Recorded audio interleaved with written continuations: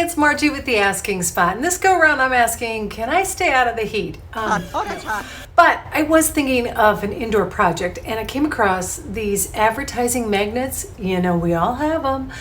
I wanted to see if I could keep them from going into a landfill. And I think I've got a good idea. Because I just happened to be cleaning out my stash, I found a bunch of the polymer clays that you cook in an oven. So I'm going to give those a shot. I know it's hot out. I'm going to be running the oven, but at a very low temp and for a very little while. Polymer clay or oven cooked clay. And this one, it's a little harder to get so it's pliable to use because you have to warm it up by hand. No, not by microwave. But other than that, it rolls out fairly smooth, and the finished piece is much smoother than you would say with an air dry piece. So it's got its definite pluses. Pardon the fact that these are kind of hard to see, but it did take the imprint fairly well. Okay, so air dry clay. Das is one of my favorites because it is one of the air dry clays that uses paper shreds in it that you can't see, but it is what helps it maintain its shape. Clay that's air dry is notorious for drying smaller than you started, and often that leads to a lot of the cracking. With the shards of paper in it, it doesn't do it as much. A little slippery when you add water. The positive side of using it is softer. It's easier on your hands, and if you do get some cracks in there, you can use a little bit of water, although if you can get some slip, which is just watered down air dry clay, that works even better. Adhering one piece to another piece. With air dry clay, you have to do a little bit more finessing, but it does blend relatively easy. Whereas air dry clay, I don't know, I'll work on it a little bit later. You'll see more of what I'm talking about. But overall, air dry clay is nice because you don't have to hassle with an oven. It's a bit messier though. And of course, it takes longer to dry.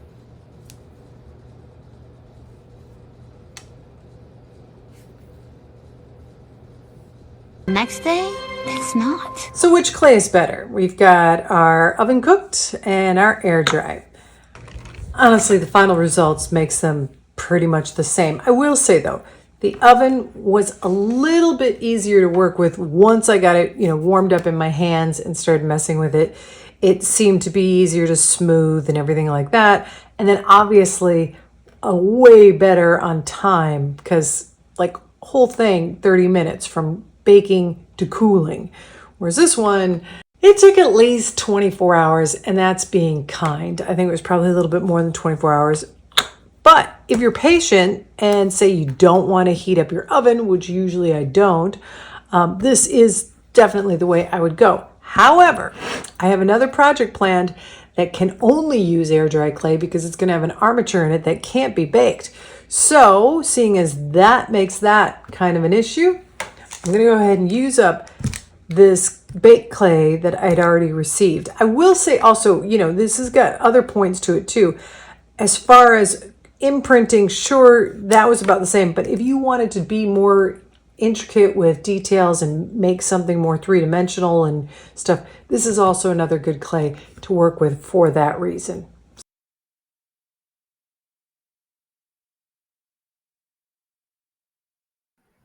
So at first I decided I'm just going to make some different shapes and use some bug stamps I picked up, I think at Michael's. They were for like $1. I'm sure you can find them on Amazon.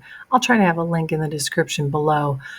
And basically my plan was just to paint them later. But then I thought, why don't I try doing what air dry clay is good for?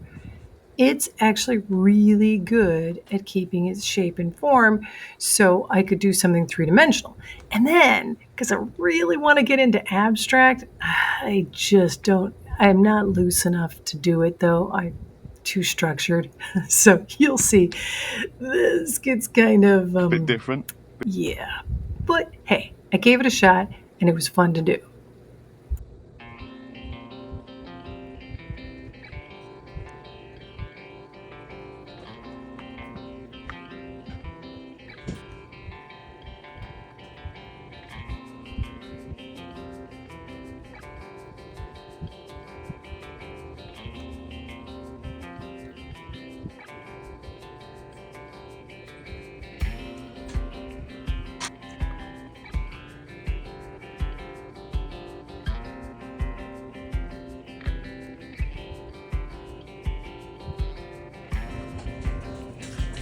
Meh.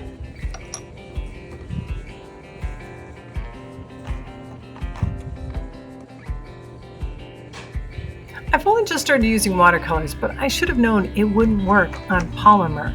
The oven-cooked clay, the polymer, it's not absorbent. It works great on air-dry clay watercolors, but for this one, I'm really trying to get some pigment to stick on it, and it's just not going so well. I did have to break out my acrylic paints, but the watercolor did work beautifully on the air dry clay. So there's another thing you can factor into whether you should do one or the other. Oh, and advance apologies as to what happens with this bee. Oh, I really messed it up, but you'll see that later. No. Now, because I'm trying to do a little translucent look, it is a little hard to see, but the pigment is going into the air dry clay place. And the nice thing about air dry clay is you don't have to use watercolor. You can if you want to, but it also works well with acrylic, which I use a little bit of acrylic later on in some of the other pieces.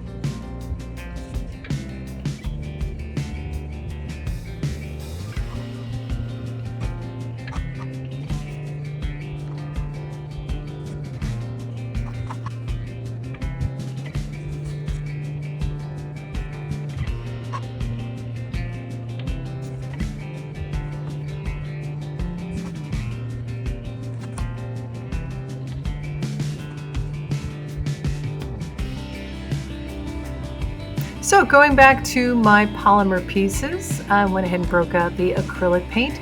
I did try to water it down though as much as possible. I was going for that more translucent, I love the look of watercolor, so I'm doing my best at that. And oh yeah, see that bee with the black on it? That's from one of those markers that you can use with watercolor paints and everything, and they're great, but they're kind of specific. You're supposed to use it at the very end. Yeah, not good things are coming this way for this bee.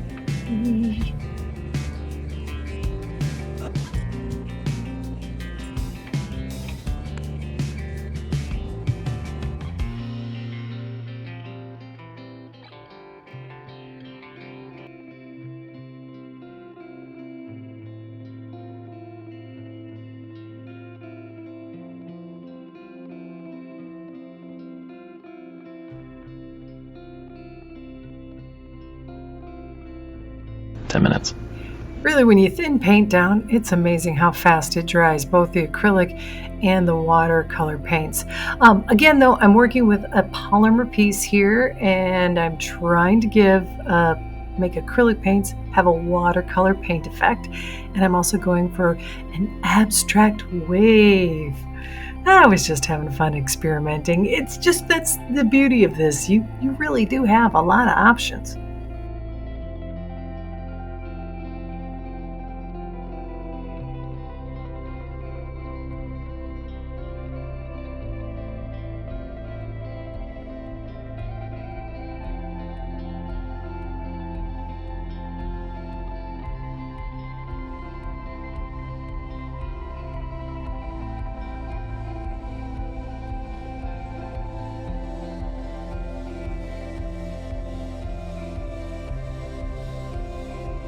And meanwhile, It all of a sudden hit me.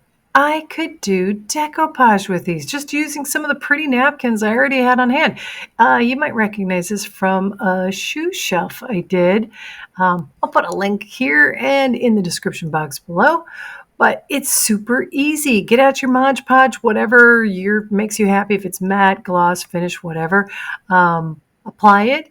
Gently place the napkin on it, and because these pieces are so small, you really don't have to worry about wrinkles. It does it pretty easily. And then you should wait until it dries. Yeah, I tried to rush getting it off of this too fast, so I had more patching to do than anybody normally would. Oh, but once it's fully dry, then you put more of your Mod Podge on top of it. You know, there are even some Mod Podge that are water resistant. It depends where you're going to put the magnet. You might want that. It's up to you, but super easy, and I think it turned out kind of pretty.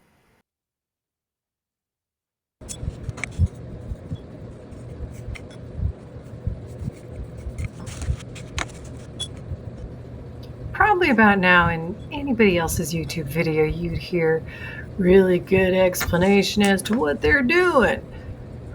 I'm kind of just winging it. I know that when you're doing kind of waves, there's always that under part. See, I can't even explain. I guess I'm just messing around, seeing what happens, kind of. I did get a little more detailed when it came to the other piece, this one. I went ahead and sort of tried harder. I tried to get the light sand and then get in there and do, a little slightly darker to show the unevenness of sand. And then I even went for some of the darker colors to represent the wet sand. And then there's always that transition between the water going up and creating a wave. I also tried to work that in there too.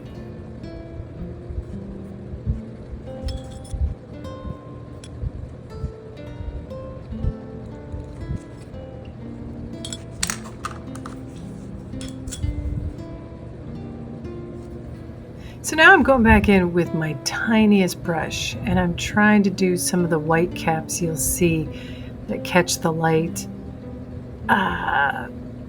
Honestly, I feel kind of awkward explaining what I'm doing with this painting because it's not like this is a how to paint anything. I'm just winging it here and enjoying myself, but yeah. So now you know what I'm thinking. Also, I did a little sprinkling of watered down white paint so I could emulate some of the splashes you see when you're at the beach. What are you? Yeah, I'm overwhelming with confidence right now.